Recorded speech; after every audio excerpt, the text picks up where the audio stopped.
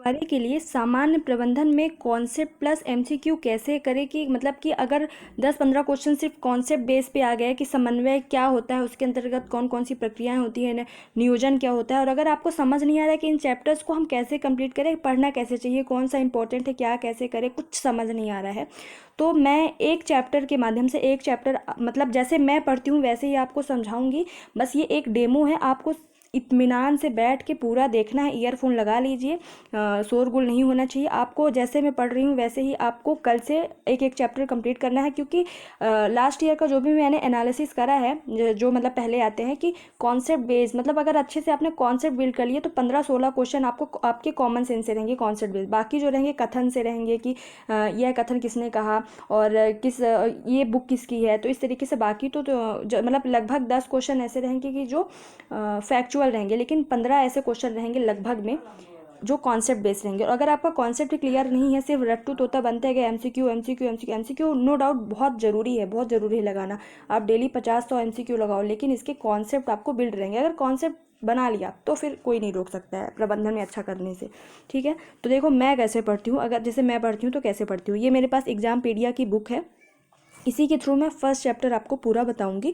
आपको अगर बोर लग रहा हो तो आप 2x की स्पीड पे कर लो, लेकिन आप ये अगर सीख गए तो बहुत ज़्यादा अच्छा करोगे प्रबंधन में। ठीक है, देखो प्रबंध का अर्थ एवं परिभाषा। प्रबंध हमारे दैनिक जीवन का एक अभिन्न अंग है। इसमें मतलब ऐसा कुछ ऐसा पढ़ने लायक नहीं, फिर भी मैंने कुछ कुछ हाईलाइट कर लिया। प्रबंध हमारे दैनिक जीवन का अभिन्न अंग है। व्यवसाय में प्रबंध उत्पादन के साधनों जैसे मुद्रा, कच्चे माल, मशीनों, मनुष्यों के बेहतर उपयोग में सहायता कर बेहतर उत्पादन में मदद करता है। यानी प्रबंध होता क्या है कि चाहे वह मानव संसाधन हो, चाहे वह उत्पादन के कोई साधन हो, उनका कम टाइम में कम से कम लागत में बेहतर उपयोग यानी कि कुशल उपयोग में सहायता करता है। ठीक है, यह एक अमूर्त यानी कि जो फिजिकल रूप से हमारे सामने नहीं है, अमूर्त अवधारणा है, सतत उद्देश्य निर्देशित एवं सार्वभौमिक क्रिया है। देखो ऐसे एग्जाम्पल क्वेश्चन ऑप्शन के थ्रू आ सकते हैं कि प्रबंध क्या है, अमूर्त अवधारणा है, प्रबंध सार्वभौमिक क्रिया है, प्रबंध एक और उसकी कोई विशेषता देगा, और चौथा सामाजिक भी प्रक्रिया है, और चौथा ऐसी कोई विशेषता देगी जो प्रबंध की नहीं होगी। तो इस तरह के कॉन्सेप्ट बेस आएंगे तो आप नहीं कर पाओगे। ठीक है, और आपको जो लगे कि इस तरीके से क्वेश्चन मतलब बन सकते हैं, कोई ऐसा क्वेश्चन इनमें बन सकता है, तो आप इसी तरीके से हाइलाइटर और पेन लेके बैठो, तो आप हाईलाइट करते चला करो। ठीक है, फिर यहाँ पे ऐसा मुझे कुछ ऐसा नहीं लगा कि क्वेश्चन बन सकता है, आपको क्वेश्चन निकालना पड़ेगा। अब देखो प्रबंध की प्रमुख परिभाषाएं, ये इंपॉर्टेंट है। प्रबंध की आपकी परिभाषाएं आपको किसने कौन सी परिभाषा दी हर चीज़ की, वो आपकी को रटनी पड़ेंगी। हेराल्ड कूंज एवं हीज वीरिक के अनुसार प्रबंध एक ऐसा पर्यावरण तैयार करने एवं उसे बनाए रखने की प्रक्रिया है जिसमें लोग समूह में कार्य करते हुए चुनिंदा लक्ष्यों को कुशलता से प्राप्त करते हैं। तो हेराल्ड कूंज एवं हीज वीरिक के अनुसार प्रबंध क्या है, प्रबंध एक माहौल तैयार करता है, पर्यावरण तैयार करता है, जिसमें उस पर्यावरण को बनाए रखने की प्रक्रिया है, जिसमें लोग क्या करते हैं, समूह में कार्य करते हैं एवं जो कुछ चुने हुए लक्ष्य हैं उनको अच्छे से अच्छे तरीके से प्राप्त करने में सहायता करते हैं। पीटर एफ डुकर के अनुसार प्रबंध क्या है, तो प्रबंध एक व्यवसाय का गतिशील एवं जीवनदायक तत्व है और नेतृत्व के अभाव में उत्पत्ति के साधन केवल साधन मात्र रह जाते हैं, कभी उत्पादन का रूप नहीं ले सकते हैं। यानी कि प्रबंध के नेतृत्व में जो नेतृत्व के अभाव में, यानी कि प्रबंध के अभाव में उत्पत्ति के जो साधन है केवल साधन मात्र रह जाते हैं, कभी उत्पादन नहीं कर सकता है। ठीक है, ये किसने कहा, पीटर एफ डुकर। पीटर एफ डुकर वैसे भी इंपॉर्टेंट है, तो उनके कथन और सब कुछ याद रखना है। एफ डब्ल्यू टेलर क्या कहते हैं कि प्रबंध यह जानने की कला है कि क्या करना है, उसे करने का सबसे उत्तम एवं सबसे सस्ता उपाय क्या है। प्रबंध एक कला है, ये किसने कहा, तो एफ डब्ल्यू टेलर ने कहा। इस तरीके से हमने हाईलाइट करते हुए आगे करते, एक चैप्टर जैसे आज मैंने पढ़ लिया तो कल इसी चैप्टर का 15 मिनट में revision and the next chapter, इस तरीके से पढ़ना है। ठीक है, फिर यहाँ पे इतना कुछ इंपॉर्टेंट नहीं है। प्रारंभिक प्रबंधन क्या होता है, तो प्रारंभिक प्रबंधन में जैसे कि पहले से ही अभ्यास किया जा रहा है, प्रबंधन का योजना बनाया जा रहा है, बहुत पहले से हड़प्पा सभ्यता टाइम से आयोजन करा जा रहा है, नेतृत्व किया जा रहा है, तो यही सब बताया गया है। क्लासिकल दृष्टिकोण क्या होता है कि जब ऐसा एक टाइम आया कि जब प्रबंध के नियम बहुत बनाए जाने लगे, उस सैद्धांतिक रूप से प्रबंध को पढ़ा जाने लगा कि आखिर प्रबंध है क्या, तो उसे ही जब वो शास्त्रीय सिद्धांत के रूप में आ गया, उसे ही क्लासिकल दृष्टिकोण प्रबंध का कहा जाता है। व्यवहारिक दृष्टिकोण में क्या है, तो व्यवहारिक दृष्टिकोण श्रमिकों के कार्यों पर केंद्रित है। तो आपको ये याद रखना है कि जो प्रबंध का व्यवहारिक दृष्टिकोण है वह किस पर केंद्रित है, तो श्रमिकों के कार्यों पर केंद्रित है। ठीक है, बस। और फिर मात्रात्मक दृष्टिकोण, ये मैं सिर्फ कैसे पढ़ना है, कहाँ पे ज़्यादा ध्यान देना, वो बताती चल रही हूँ, आपको यही सीखना है। तो मात्रात्मक दृष्टिकोण क्या होता है? तो यह दृष्टिकोण जो सांख्यिकी, ऑप्टिमाइजेशन मॉडल, सूचना मॉडल, कंप्यूटर सिमुलेशन और प्रबंधन गतिविधियों के लिए अन्य मात्रात्मक तकनीकियों के अनुपयोगी, मतलब कि जहाँ पे ऐसी सभी चीज़ें या फिर सांख्यिकी से रिलेटेड जहाँ पे गणितीय प्रक्रियाएं होती हैं, वहाँ प्रबंध का मात्रात्मक दृष्टिकोण काम करता है। और ये इंपॉर्टेंट है, ये इंपॉर्टेंट है। समकालीन दृष्टिकोण क्या होता है? तो देखो, प्रबंधन के लिए अधिकांश शुरुआती दृष्टिकोण संगठन के अंदर प्रबंधकों की चिंताओं पर केंद्रित थे। देखो, स्टार्टिंग में क्या होता था कि जो स्टार्टिंग के दृष्टिकोण थे उसमें संगठन के अंदर प्रबंधक की चिंता क्या होती थी, उस पर केंद्रित होता था, किस पे? संगठन के अंदर। लेकिन बाद में क्या हुआ,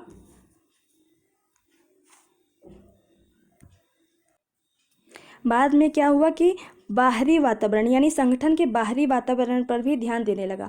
तो समकालीन दृष्टिकोण में बाहरी वातावरण, संगठन के बाहरी वातावरण पर ध्यान दिया जाने लगा।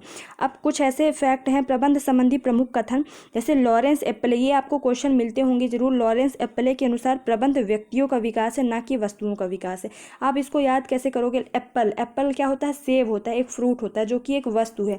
तो एप्पल के अनुसार प्रबंध व्यक्तियों का विकास है, ना कि वस्तुओं का। एप्पल वस्तु, तो वस्तु से रिलेटेड प्रबंध की ऐसी कोई कथन किसने दी है? तो लॉरेंस एप्पल। मैं ऐसे लिंक करके पढ़ती। लॉरेंस एप्पले के अनुसार प्रबंध व्यक्तियों का विकास है, ना कि वस्तुओं का निर्देशन। अमेरिकन प्रबंध एसोसिएशन के अनुसार प्रबंध एक पेशा है। ठीक है, तो इस तरीके से आपको कथन भी याद रखने हैं। देन आगे क्या है, देखो छोटी छोटी परिभाषाएं हैं, जैसे प्रशासन, एडमिनिस्ट्रेशन।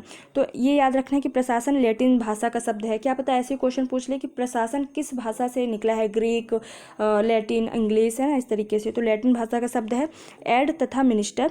तो इसको सेवा, इसका जो अर्थ होता है सेवा करना या प्रबंध करना। बाकी इस पैराग्राफ में ऐसे पढ़ने लायक नहीं है। एक बार तो आपको सब रीडिंग मारनी पड़ेगी और उसको जो इंपॉर्टेंट है उसमें हाईलाइट करते चलो। तो जब 1 घंटा एक चैप्टर में एक दिन में दोगे तो दूसरे दिन उसका रिवाइज में सिर्फ 15 मिनट लगेगा। देन लूथर गुलिक के अनुसार प्रशासन का संबंध निश्चित उद्देश्यों की पूर्ति हेतु कार्यों को संपादित करने से है। तो प्रशासन का संबंध निश्चित, मतलब कि कोई निश्चित उद्देश्य होगा, उसकी पूर्ति हेतु उस कार्यों को पूर्ण करने से है। किसके अनुसार? लूथर गुलिक के अनुसार। ठीक है, देखो प्रशासन के तत्व भी पूछ सकते हैं। 3 ये सही हैं और एक कोई और दे के बोलेगा इनमें से कौन सा एक सही तत्व नहीं है। तो सामूहिक प्रयास होता है प्रशासन में, सामूहिक उद्देश्य होते हैं एवं समन्वित प्रयास होता है। ठीक है, सामूहिक उद्देश्य यानी कि प्रशासन में किसी एक व्यक्ति का उद्देश्य नहीं होता, बल्कि कि कोई ऐसा कार्य होगा जो सबके समूह के हित के लिए सही होगा। तो सामूहिक प्रयास, सब मिलजुल के प्रयास करते हैं, सामूहिक उद्देश्य होगा एवं सब मिलजुल के यानी समन्वित प्रयास होगा। प्रशासन की विशेषताएं भी एक बार ऊपर देख लेना है कि प्रशासन सार्वभौमिक प्रक्रिया है। जैसे प्रबंध भी सार्वभौमिक प्रक्रिया, यानी हर जगह प्रशासन के रूल्स लागू होंगे, वही सेम उसी तरीके से प्रबंध भी तो सार्वभौमिक प्रक्रिया है। निश्चित उद्देश्यों को लेकर विभिन्न व्यक्तियों द्वारा सामूहिक प्रयास किया जाता है। ठीक है, फिर लोक प्रशासन आ गया, पब्लिक एडमिनिस्ट्रेशन, जो कि मेंस में भी हम लोग पढ़ते हैं। तो लोक प्रशासन शब्द में लोक का अर्थ क्या है? सरकार, और लोक प्रशासन राजनीति द्वारा पूर्व निर्धारित लक्ष्यों एवं उद्देश्यों को प्राप्त करने वाला संगठन है। देखो प्रशासन और लोक प्रशासन में अंतर है। प्रशासन क्या होता है कि जो जनमानस है उनके सामूहिक उद्देश्य होते हैं और उनको पूरे करने के लिए, मतलब उनके उद्देश्यों को पूर्ण करने के लिए सामूहिक प्रयास किए जाते हैं और फिर लक्ष्य की प्राप्ति की जाती है। लेकिन लोक प्रशासन क्या होता है कि जो राजनीति द्वारा कुछ उद्देश्य, हालांकि वो जनमानस के लिए, राजनीतिज्ञ लोग जनमानस के लिए ही कुछ उद्देश्य करते हैं। जैसे कोरोना वायरस में जो टीकाकरण अभियान चलाया गया तो वो लोक प्रशासन के अंतर्गत ही चलाया गया था। तो इसमें क्या होता है कि राजनीति द्वारा निर्धारित लक्ष्यों एवं उद्देश्यों को प्राप्त करने वाला संगठन है क्या? लोक प्रशासन। इसी तरह थोड़े थोड़े माइनर हमको जो डिफरेंसेज हैं उनको मतलब ध्यान रखते चलना है माइंड में। राजनीतिक व्यवस्था के अंतर्गत रहकर राजनीतिक निर्णयों को लागू करता है कौन? लोक प्रशासन।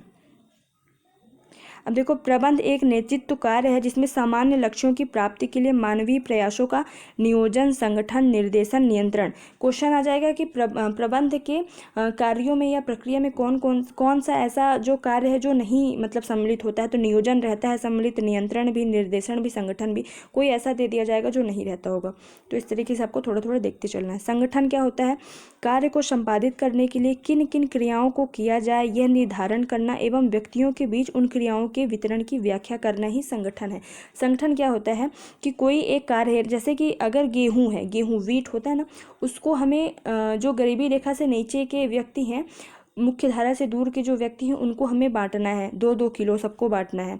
तो उसके लिए हम ऐसे कौन से ऐसे कुशल 5 व्यक्ति होंगे जिनको हम दे दें तो वो अच्छे से सबका मतलब समान रूप से वितरण कर सके, उसका निर्धारण करो कि भैया कौन से व्यक्ति ये ऐसे 5 व्यक्तियों का मतलब कि 5 व्यक्तियों के लिए की नियुक्ति करो कि ये काम अच्छे से कर सके। तो इसका निर्धारण करो कि कौन सा कार्य किए जाने चाहिए किसी भी कार्य को संपादन करने के लिए और किन व्यक्तियों को कौन सा कार्य दिया जाना चाहिए। तो ये संपूर्ण जो मतलब प्रोसेस होती है क्या कहलाता है, ऑर्गेनाइजेशन या फिर संगठन। सिस्टम तंत्र या दृष्टिकोण क्या होता है, तो प्रबंधन के लिए एक दृष्टिकोण है सिस्टम दृष्टिकोण या फिर तंत्र दृष्टिकोण, जो एक संगठन को प्रणाली के रूप में देखता है। ठीक है, इसमें इतना वो नहीं है। फिर आगे चलते हैं। देखो प्रशासन एवं लोक प्रशासन में बहुत ही माइनर डिफरेंस है, वो ऊपर ऊपर देखना है। 1 मिनट।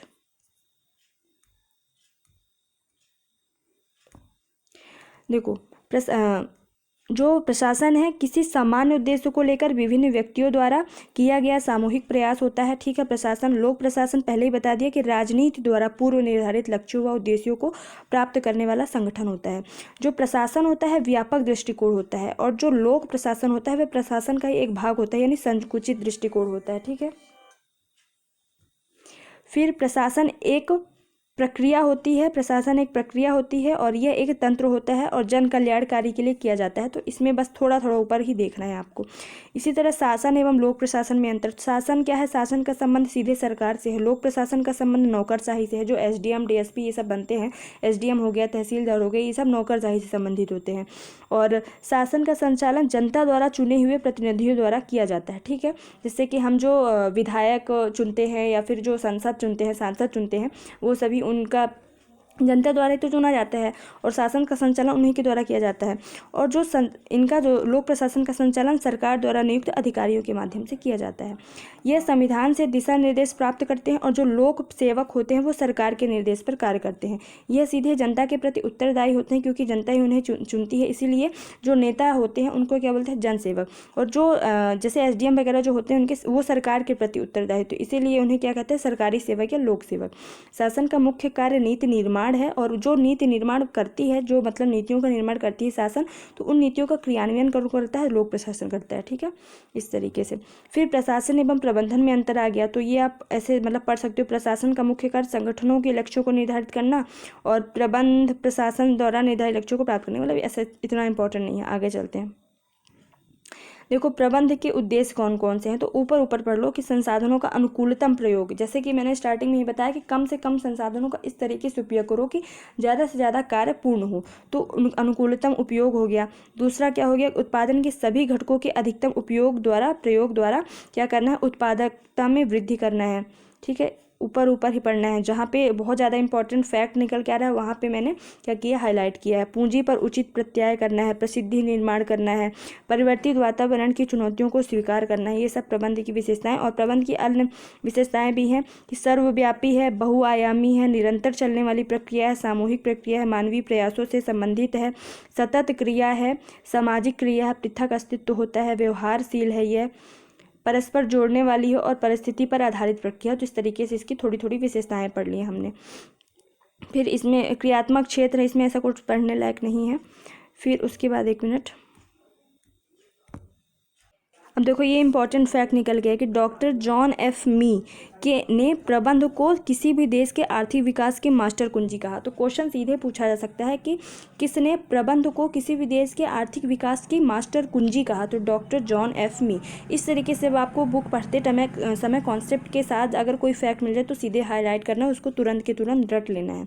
प्रबंध की प्रकृति क्या होती है, तो प्रबंध प्रक्रिया के रूप में भी है, प्रबंध शास्त्र के रूप में भी है, प्रबंध समूह के रूप में भी, प्रबंध विज्ञान एवं कला के रूप में। ये क्वेश्चन आपने देखा होगा कि प्रबंध एक विज्ञान है कि प्रबंध एक कला है कि प्रबंध कला और विज्ञान दोनों हो, तो आंसर क्या होता है, प्रबंध विज्ञान एवं कला दोनों हो। तो यहीं से निकला हुआ ये क्वेश्चन है। ठीक है, अब ये समझाया गया है कि प्रबंध एक प्रक्रिया के रूप में कैसे है, क्योंकि जब हम प्रबंध कोई करेंगे, किसी भी कार्य का प्रबंधन करेंगे तो उसमें नियोजन होंगी, संगठन होंगे, नियंत्रण का ये सब समूह है, तो ये सारे जो कार्य हैं ये प्रक्रियाएं ही तो है, प्रोसेस है। इसी तरीके शास्त्र के रूप में बताया गया है और प्रबंध एक समूह के रूप में, तो इसी तरीके से ये सारी चीज़ें समझाई गई हैं। आपको समझना तो पड़ेगा चैप्टर को। ठीक है, अब देखो ये इंपॉर्टेंट क्वेश्चन है, मतलब कि फैक्ट्स हैं। प्रबंध के कितने स्तर हैं? पहली बात तो 3 स्तर हैं, उच्च या शीर्ष स्तरीय, 1 मिनट,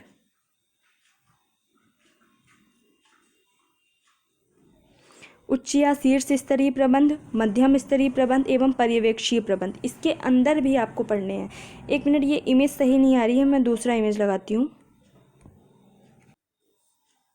तो देखो प्रबंध के 3 स्तर हैं, उच्च या शीर्ष स्तरीय, मध्य स्तरीय एवं पर्यवेक्षकीय प्रबंधक। तो उच्च स्तरीय में भी कौन कौन आते हैं? तो आपको याद रखना है कि 3, एक संचालक मंडल, एक प्रबंध संचालक एवं मुख्य प्रबंध। ये किसके अंतर्गत आते हैं? उच्च या शीर्ष स्तरीय। इनका कार्य क्या होता है कि मध्यम स्तरीय के जितने भी प्रबंधक होते हैं उनको क्या करना? आदेश देना। इनका कार्य ही होता है नीति का निर्धारण करना। किसी भी कार्य में जो नीतियाँ बनाई जाती हैं उनका निर्धारण कौन करते हैं? उच्च स्तरीय या शीर्ष स्तरीय। और फिर मध्यम स्तरीय में कौन कौन आते हैं? तो प्रबंधक, उप प्रबंधक एवं सहायक प्रबंधक। ये याद रखने हैं कि कितने स्तर होते हैं और किस स्तर में कौन कौन और पाए जाते हैं। पर्यवेक्षी प्रबंधक में अधीक्षक पाया जाता है, पर्यवेक्षक एवं फोरमैन।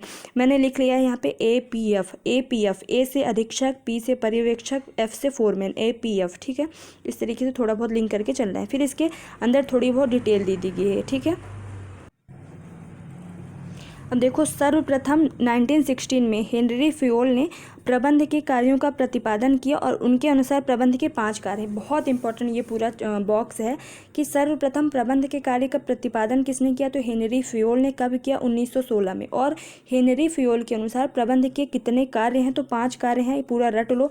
पूर्वानुमान या फिर नियोजन, संगठन, निर्देशन, समन्वय एवं नियंत्रण। ठीक है, 5 कार्य हैं। पूर्वानुमान या नियोजन यानी कि प्लानिंग करना, कि जैसे कि मैं एक एग्जांपल देती हूँ, कोरोना वायरस टाइम पे टीकाकरण करना था, तो सबसे पहले प्लानिंग किया गया होगा कि हमें कितने मतलब कि वैक्सीन्स की ज़रूरत है, कहाँ से मंगाना है, किस व्यक्ति को क्या देना है। उसके बाद संगठन यानी कि ऑर्गेनाइजेशन किया गया होगा कि किन डॉक्टर्स को कौन से मतलब कहाँ पे जाना है और टीकाकरण अभियान कहाँ पे चलाना है ना। इस तरीके से कार्य का बंटवारा किया गया होगा। फिर निर्देशन यानी कि डायरेक्ट किया गया होगा कि निर्देश दिए गए हों कि आप लोगों को इस तरीके से कार्य करना है। समन्वय किया गया होगा यानी कि कोऑर्डिनेशन किया गया होगा सभी लोगों का आपस में। एंड फिर नियंत्रण यानी कंट्रोल किया गया होगा कि कोई कार्य में कमी तो नहीं हो रही है। तो इस तरीके से ये 5 कार्य हेनरी फ्योल के अनुसार। ठीक है, फिर उसके बाद देखो यहाँ पे इंपॉर्टेंट दे दिया है कि लूथर, देखो हेनरी फ्योल के अनुसार तो 5 कार्य, लूथर गुडलिक के अनुसार प्रबंध के 8 कार्य बताएं। ठीक है, लूथर गुडलिक के अनुसार प्रबंध के 8 कार्य, जॉर्ज आर टेरी के अनुसार प्रबंध के 4 कार्य एवं कुंज और डोनाल्ड के अनुसार प्रबंध के 2 कार्य। तो इस तरीके से प्रबंध के जितने कार्य, जितने अलग अलग प्रबंध मतलब कि अलग अलग जो प्रबंध शास्त्रियों के अनुसार बताए गए हैं, यहीं पे इकट्ठा ही बता दिया गया, तो आपको रट लेने हैं। फिर ये प्रबंध के कार्य बता दिया। अब देखो नियोजन बता दिया है कि नियोजन में यह तय किया जाता है कि क्या किया जाता है, कैसे, कब और कहाँ, किसके द्वारा, और परिणामों का मूल्यांकन। तो नियोजन ही, अब यहाँ पे इंपॉर्टेंट फैक्ट निकल के आता है कि नियोजन ही प्रबंध का प्राथमिक कार्य है। तो पूछा जाएगा कि इनमें से कौन सा प्रबंध का प्राथमिक कार्य है, और ऑप्शन दे दिए जाएंगे नियोजन, नियंत्रण, संगठन, समन्वय। तो आंसर क्या होगा? नियोजन। फिर नियंत्रण दे दिया। तो नियंत्रण में क्या होता है कि जांच करते हैं कि कहीं कोई कमी तो नहीं पाई जा रही है और फिर उसको दूर किया जाता है। संगठन मैंने बता दिया कि संगठन की सहायता से प्रबंधक अपने लक्ष्यों की प्राप्ति करता है। अलग अलग व्यक्तियों को अलग अलग उनके अनुसार कार्य दिए जाते हैं। समन्वय क्या होता है? कोऑर्डिनेशन विभिन्न व्यक्तियों के बीच। ये सारी तो परिभाषाएं आप देख ही लोगे। ठीक है, देखो 1 मिनट। अब देखो यहाँ पे कुछ विद्वान ने प्रबंध को 5M के आसपास केंद्रित होने की चर्चा की है। तो पूछा सकता है कि प्रबंध के 5M में कौन सा M एक नहीं है। तो देखो एक M मानव हो गया, एक मटेरियल यानी माल, एक मशीन, एक मुद्रा यानी मनी, और एक मेथड्स। तो ये 5 आधारभूत तत्व हैं किसके? प्रबंध के। प्रबंध के 5M, तो इनको आपको 5M में कौन कौन से तत्व हैं वो आपको रट लेने हैं। ठीक है, फिर देखो प्रबंध की भूमिका क्या होती है? तो अंतर्वैयक्तिक भूमिकाएं भी होती हैं, सूचनात्मक भूमिकाएं भी होती हैं और एवं निर्णयात्मक भूमिकाएं भी होती हैं। और देखो यहाँ पे क्या बोला है? समन्वय। हमने क्या बोला कि प्रबंध का प्राथमिक कार्य नियोजन हमने पढ़ लिया, लेकिन प्रबंध का सार कौन है? तो समन्वय प्रबंध का सार है। प्राथमिक कार्य प्रबंध का नियोजन है, लेकिन प्रबंध का सार कौन है? तो समन्वय है। ठीक है, फिर भविष्य में की जाने वाली क्रियाविधि का चयन क्या है? नियोजन है। कर्मचारियों का मार्गदर्शन एवं पर्यवेक्षण क्या है? निर्देशन है। इसी तरीके से ये बॉक्स में एक एक लाइन में सबकी परिभाषाएं दे दी गई हैं। इस तरीके से आपका ये फिर क्या है? ऑब्जेक्टिव क्वेश्चंस आ गए हैं। 1 मिनट। ये सभी ऑब्जेक्टिव क्वेश्चंस आ गए हैं। कितने क्वेश्चंस हैं? टोटल 27। तो आपको पहले कॉन्सेप्ट पढ़ लेना है किसी भी बुक से, और उसी के बाद अगर ऑब्जेक्टिव हो या फिर उसी से रिलेटेड उसी चैप्टर का अन्य कहीं से भी आपको ऑब्जेक्टिव लगा लेने हैं। तो आई होप कि आपको समझ में आ गया होगा। आप हाईलाइटर और पेन लेके बैठिए, जहाँ पे आपको लग रहा हो कि यहाँ से क्वेश्चन बन सकता है, चाहे वह कॉन्सेप्ट बेस हो चाहे वो फैक्चुअल बेस, आप हाईलाइट कर लो। ठीक है, हाईलाइट करते चलो। और फिर अगर 1 घंटे में आज एक चैप्टर हुआ है तो कल उसका 15 मिनट रिवीजन करो, फिर उसके बाद दूसरा चैप्टर पढ़ो। तो आपको कॉन्सेप्ट भी पढ़ते जाना है, समझते जाना है अच्छे से पढ़ के, और जो फैक्ट है उनको साथ में रटते जाना है। बस मैंने एक डेमो दिखाया था कि मैं इस तरीके से पढ़ती हूँ। शायद मैं नहीं समझा पाई हूँ अच्छे से। अगर समझा पाई हूँ तो कमेंट करके ज़रूर बताना कि कैसा लगा। Thank you so much. जय हिंद, जय भारत।